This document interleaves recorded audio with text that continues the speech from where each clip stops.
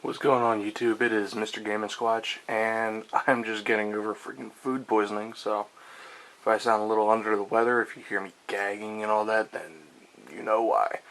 So, with that out of the way, let's get into this. As you can see, we've got our standard Ps4 Dualshock 4 controller, Bluetooth obviously, and we are going to be putting this into that to make it look cooler, just like I did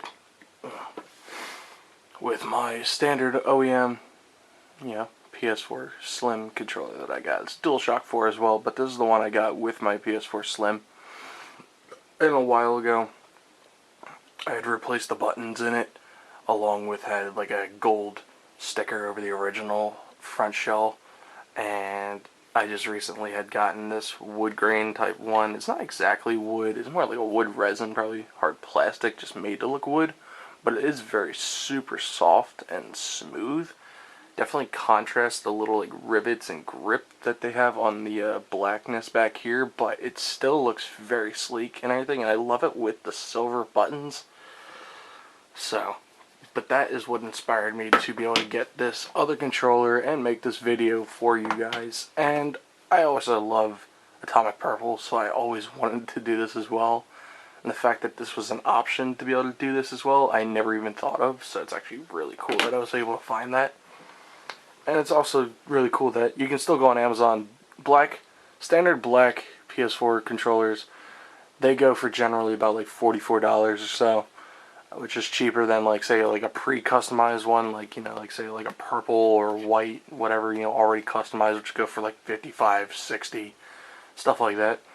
So I mean, it's probably cheaper to just go for the pre-customized one, but if you are a little more hands-on and you like to do the things you want to do, like me, then I would just go for this because, like I said, $44 for this, $15 for the shell itself.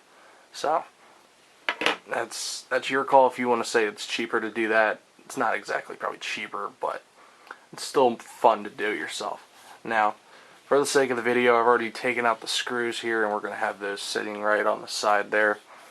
And we're going to try and take this apart here without completely destroying it.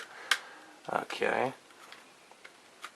Almost. And you got to be really careful with these, because if you've never taken apart a PS4 controller, that's why.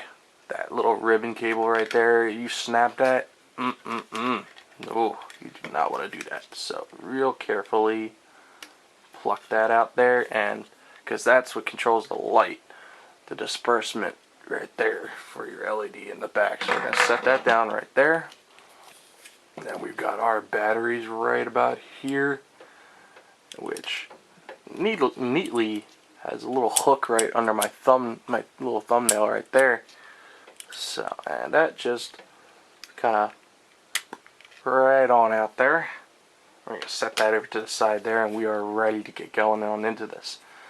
Now, this is pretty easy to do, so as long as you are confident in yourself in how to do this, which I am not 100% confident in doing this, but for the sake of the video, I am. So, now, for the screws on the outside, you're going to need a Phillips head screwdriver. This one, you're going to need a Phillips head, obviously, because it's not Nintendo. Nintendo's like, flagship tri-wing screws. It's just not really going to be needed on this, luckily. So, you can take out the one single Phillips head screw in the middle there. We're going to keep that separate, even though it's pretty obvious. It's like finding Eminem in the group of rappers. The one light screw out of the other ones. Now, this is actually a little bit different. I'm surprised this actually came out, because my original PS4 controller didn't do that. It was always wobbly. That's actually perfectly fine for me. So, should be able to just take this, and it should all just come out. This actually comes out a lot easier than I was expecting it to be. And alright, so I apologize if I'm out of frame there for half a second. But the way you're going to do this is you're going to try and pull this back and pull your touchpad underneath of that little bar right there, and it slips right out perfect. Now you don't want to move anything, because as you can see, the little blue parts, that's your contact pads for the buttons. You don't want those going anywhere. This is actually a lot different setup. This must be the newer, like, 2019 version of my controller, because this is actually a little bit different than when I took apart the other one. But it's all generally the same thing. You don't want to rip any ribbon cables. You don't want this moving anywhere, which luckily it doesn't even look like it will, because it looks pretty secure in where it's supposed to be, especially since it's got these little tiny nubs. I know you can barely see that. Little tiny nubs in the plastic that actually do secure this in, so that you're actually not as fragile as I was thinking, but it's still really cool though. Now we are going to have to take these buttons. No, we're not. Okay, maybe not. My bad. I forgot that these buttons aren't actually already taken out. So we're going to take apart the little membranes here. Okay. And then we're just going to take our buttons out. Perfect. Alright. Now, transfer those over. And this is what I like about most companies these days, like say Nintendo and stuff like that, even Sony, probably Xbox does it too, or Microsoft I should say, probably does it as well, if I can even get these in by myself. It's upside down, my bad. Anyway, yeah, most companies, they realize, unlike, well, most game companies I should say, not any not phone companies by any means, they are completely understanding, in meaning that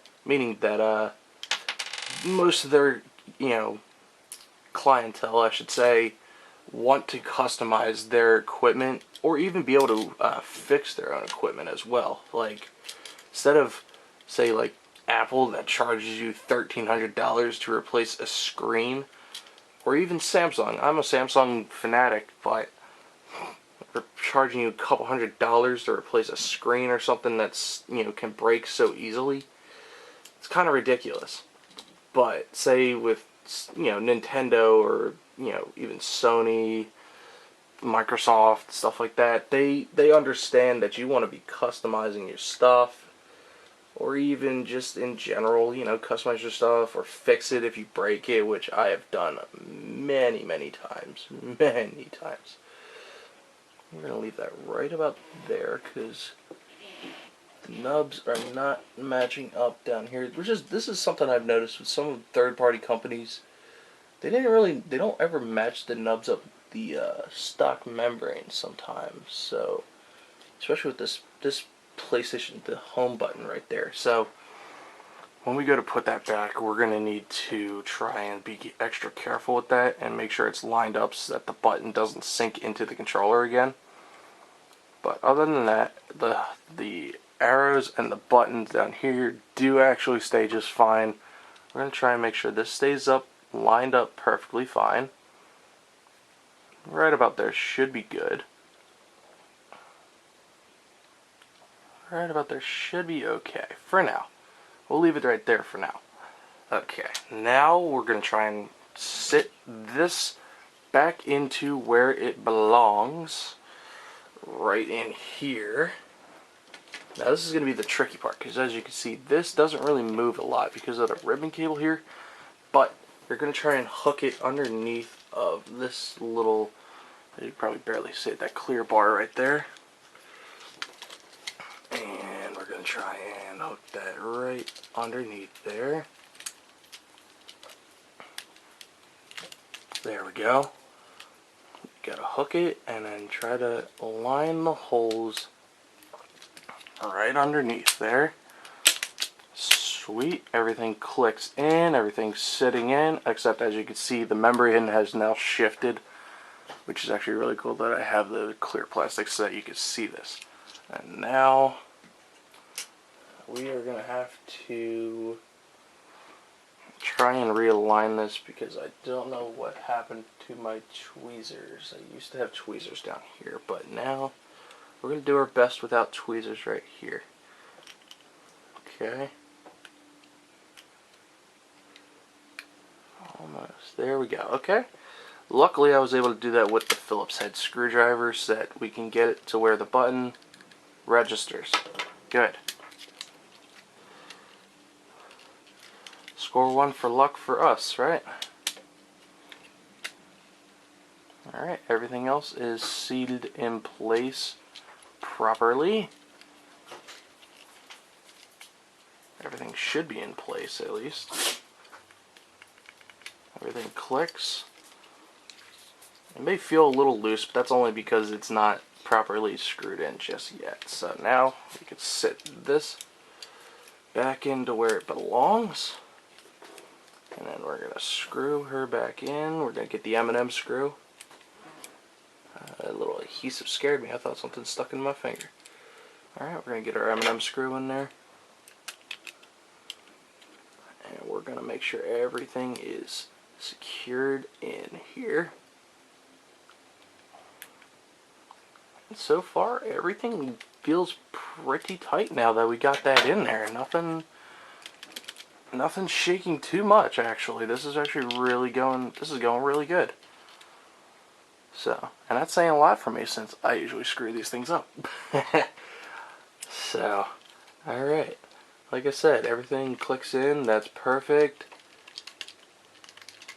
Doing pretty good there. Alright.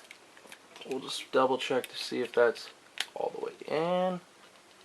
Good. Okay. Now we can get our battery back in. I apologize if I'm out of screen sometimes. Nope.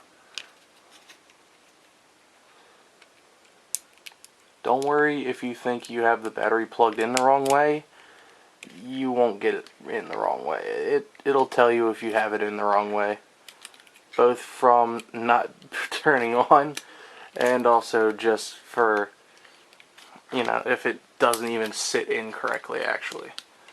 Alright, so there we go. We have our battery in. And now we're going to get the ribbon cable over here to plug back in.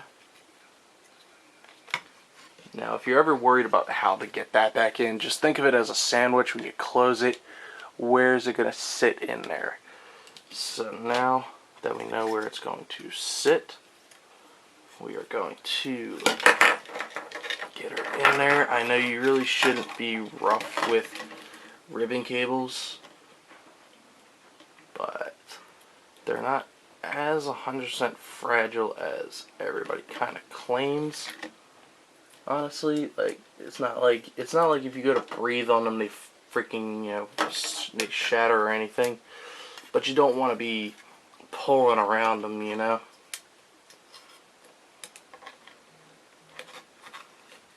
So as soon as you're able to get that in there, which I have, and the only way to test it is by hitting the PS button, your home button, whatever you want to call it, and seeing that the light came on, which it did. You slide it underneath that little plastic there, and if your battery doesn't fall out of its little compartment right there, sometimes double-sided tape does help actually. Double-sided tape does help, but I never have that. And after that, everything clicks into place. And for the sake of the video, I will skip screwing it back in. But everything is on and works perfectly fine. And that is how you replace the front shell of your PS4 Dualshock 4 controller. Thanks for giving it a little watch here. Don't forget to like, comment, subscribe, as if anybody ever did. And that'll be it for today.